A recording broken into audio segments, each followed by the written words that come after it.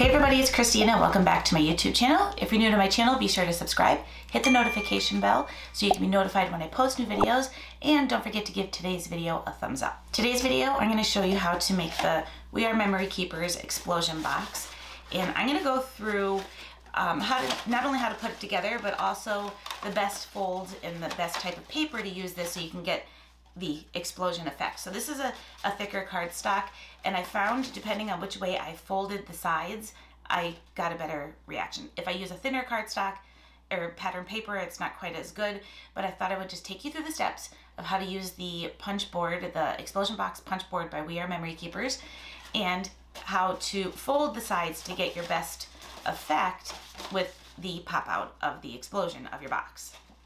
So we're going to just switch down to my desktop, and I'm going to show you how to use the board and how to put one of these boxes together.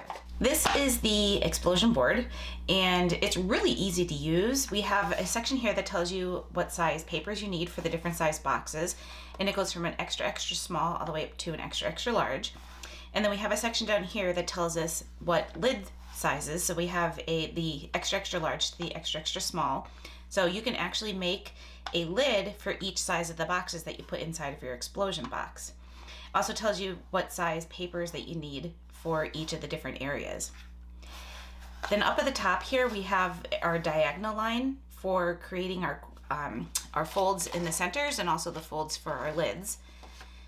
Then this section right here is all for creating your boxes. So if you're creating an extra small box, you're going to score on the first one, and then it keeps going all the way up to the extra large. Then we also have score lines for our lid as well. The board also comes with templates that are hooked right onto the top of our board. So these are heart shapes that you can create for the size of your boxes. So where your fold is, you can actually take so my box right here, the largest I did was a large, and each one of these is marked to tell you what size it is. So there's a little black mark on the bottom, and then it has the abbreviation or the initial for the size. And what you would do is you would just take that and line it up on the corner of your box and trace it out so you can make heart shapes for your corners. So for today, we're just going to go with the basic cut, or the basic lines. We're not going to do any of the tracing. And I found that using a thicker pattern paper is the way to go. So this first one I did with a couple sheets of the Cricut cardstock or Cricut pattern paper, which is a little bit thicker. And I found that the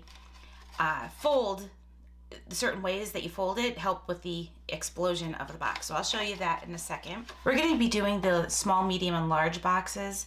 So that's the size I used to create my example here. So we need 3 pieces of cardstock for our boxes. So we need one that's 10 by 10. We need another one that's 9 by 9. And then for our small one, 8 by 8. And then we also need one for our lids. So we're gonna do just the large lid, which is 5 7/8 by 5 7/8. But you can also make lids for your small and medium if you want to. I'm gonna start off with my larger box. I'm just gonna take my pattern paper, and I'm going to put it right up into the corner of our grid here. And then down at the bottom of the board is our score tool or bone folder. And since this is the larger box, we're going to score on the boards or the box side of the board here. And we're going to go right over to the large, and we're just going to score down on the large. And then you're going to score at the diagonal. So there's a score line right in here too. And that's going to create our corner folds, and we're going to score right to our line that we made coming down. So our diagonal only goes right to that score line. We're going to do that on all 4 sides. So score on the large marking, and then score on the diagonal to the large. Lining up in the corner, score on the large, and then on the diagonal right to the large score line.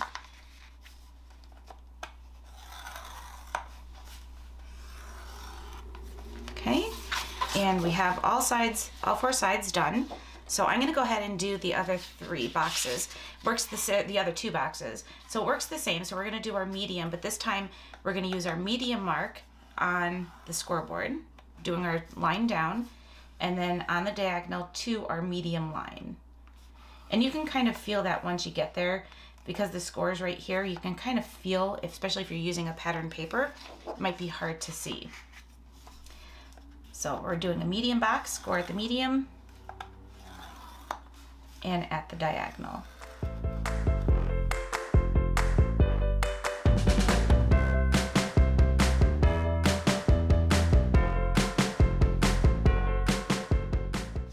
And then we do the same thing for our small box, except for we start on the score line for the small and do our diagonal to the small score line.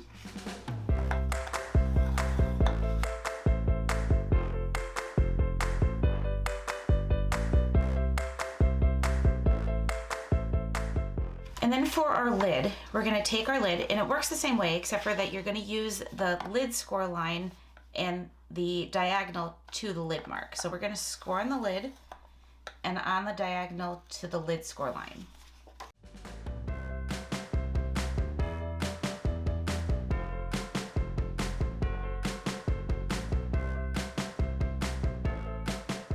We have all 4 of our scores done for our 3 boxes and then 1 for the lid. Now, if you want to, you can use the templates, and depending on what the sizes that you chose, you can take your template and take your medium size. So this one's got the little medium mark on it, and you would line this up in the corner, trace your heart shape, and cut out the heart shape just around this part. So then instead of having a corner, you would have the heart shape on the end. So that's an option. There's a lot of fun things that you can do with this. There's even instructions on how to make a little envelope to include in your explosion box, which is adorable. So we're gonna go ahead and start doing our folds. I'm gonna start with my largest. So the inside of my box, I want it to be the yellow. The outside is gonna be this pretty floral pattern.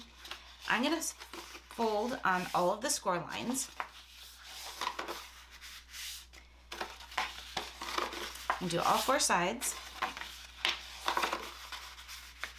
And then we're going to crease our corners. So I found for the corners is if I hold it upside down and start pinching those corners together, my corner score line will automatically start going in for me. So we just have to give that a good crease.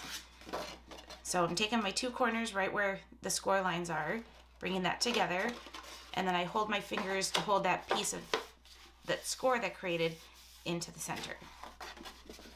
So again, folding my corners.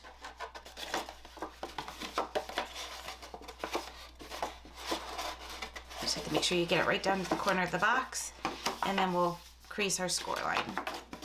So we're gonna do that for all 3 boxes. And that's our larger size box. I'm gonna do the other 2 sizes. So we're folding the score lines on all 4 sides. And then we're going to do our creases in the corners.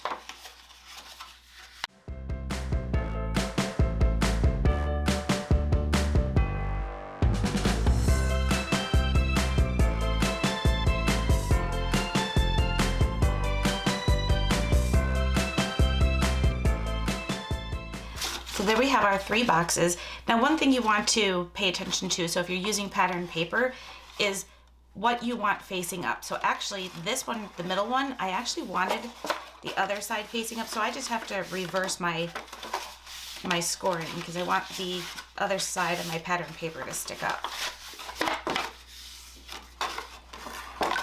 So there we go. That's our three score lines, or our 3 boxes. They're ready to go. So we don't want to tape anything of these on these boxes. We want to leave them just the way they are. And now we're going to work on the lid. So the lid, same thing, fold on the 4 score lines and then do your inside pieces. But for this one, we definitely want to use some tape on it so it holds together nicely. So I'm just going to go through and create my corners, doing the same thing we did with the boxes, just pinching the sides together to get that flap to fold in.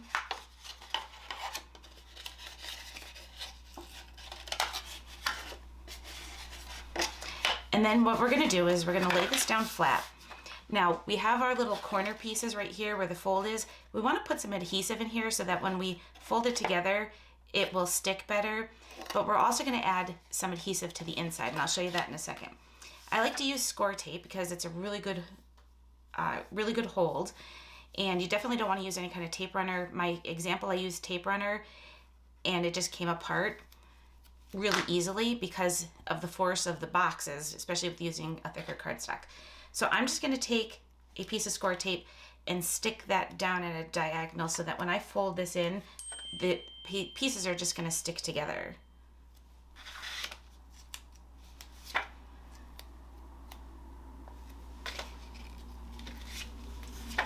And then once we have the tape on our four corners, or score tape on the four corners, we're going to flip this over. And I'm actually going to take little pieces, and when we have this fold line right here, we want to add adhesive just to one side of that fold. That's what I love about score tape. It's easily rippable with your fingers, so you can just break it apart and stick it down really simple. All right, so once we have that on there, I'm gonna take all of the backing off all of the tape on both sides.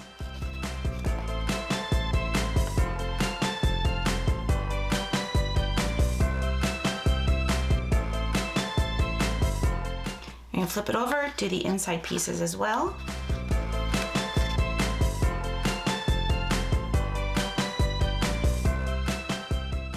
So once we have that, what we're gonna do is actually from the back side, go ahead and start pinching our paper in. And then the side that has the adhesive on, we're gonna actually push that over to one side of the box, and then we can do our outside. So I don't know if that was something that you can see really easily. So let me try from the other side. I'm gonna pinch my two corners together, keeping my fingers inside so that my tape doesn't get stuck anywhere. And then on the inside, I'm gonna fold the flap over to the side that has the sticky on it. I'm hoping that comes off okay on camera.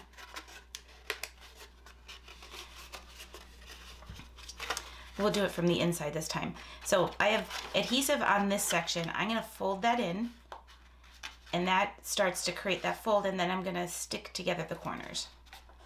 So hopefully you can see that okay. So that's our lid for our box. Now what you could do is add some decorations in here before you start putting this together, but I'm just gonna show you how I put this together.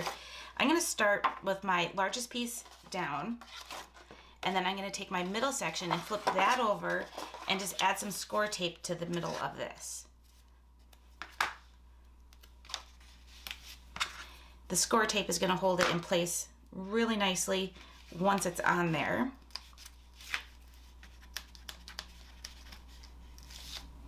Now how I do it is I actually fold my box, start to make the fold of my box, and then I can see where the center is of this. However, you could do it this way. I don't trust myself to get it in the right spot that way. So for me, I like to kind of fold it together, find the center of that larger box, and stick it down from there. I'm a little off center. I'm more to one side than I am on the other. Let's carefully peel this up.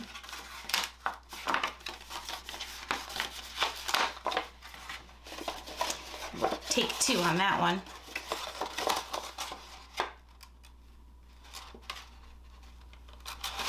All right, just make sure we're pressed down really good. And then we're gonna take our smaller box and also add some more score tape to that as well.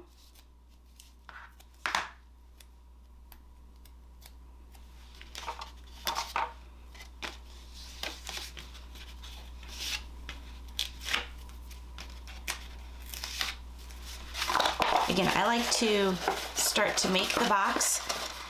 It just makes it easier for me to see the center. Of course, when you have a pattern paper, it's kind of hard to see the center. And there we go. So now we have our boxes together. So for the fold, I found the best way to get the explosion is first use a heavier pattern paper, and then fold your size of your boxes opposite each other. So I'll show you what I mean. So I'm gonna take these two corners, I'm gonna fold them so that they're on this side of the box. Gonna do the same thing on the other side.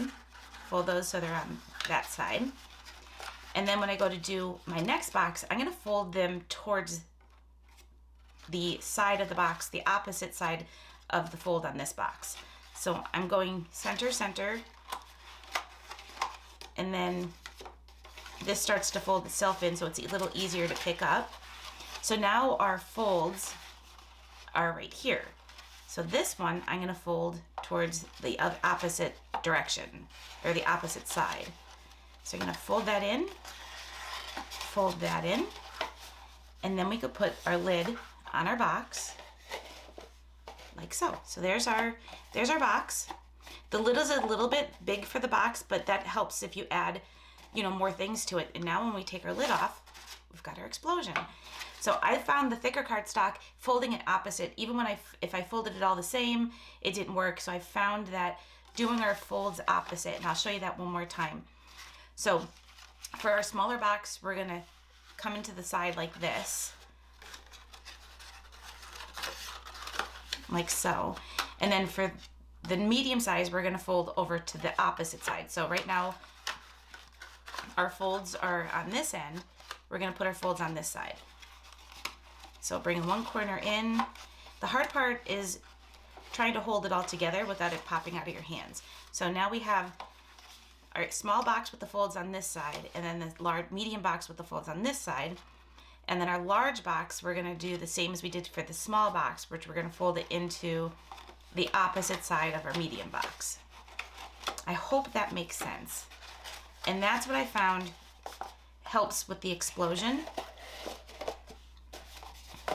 So then when we take our lid off, it pops open. If you wanted to do this as a birthday gift, you can put a little happy birthday sentiment on the bottom. I have this sentiment that says, it's your day, and it's a die cut. So I was thinking, oh, I could put a solid piece of cardstock on the bottom, then put my it's your day in here, and then add a gift card. And then when they open it up, it pops open and they have the gift card inside. You could also, I've seen them with just more of a kind of a scrapbooky kind of thing where they have like pictures and stuff like this. If it's anniversary gift, birthday gift, or if it's little smaller size gift, I definitely can see like a little jewelry box fitting inside of the small size box. If you have something bigger, you want to obviously do the larger size boxes. So we're gonna fold this one up again. And making sure, again, our folds are on the opposites. And I think the trick definitely is the thicker cardstock and then doing those folds opposite each other. You can add a bow on the top. I was thinking of taking, this is one of the cutouts that matches this cardstock, and putting that on the top, and then adding this little heart to the center, and then you can even put a brad through the middle of it, and it makes just like a nice little decoration on the top. So, all right, I hope you guys enjoyed today's video. I'll leave a link to everything I used in today's video down below in the YouTube description, and I will catch you all in the next one.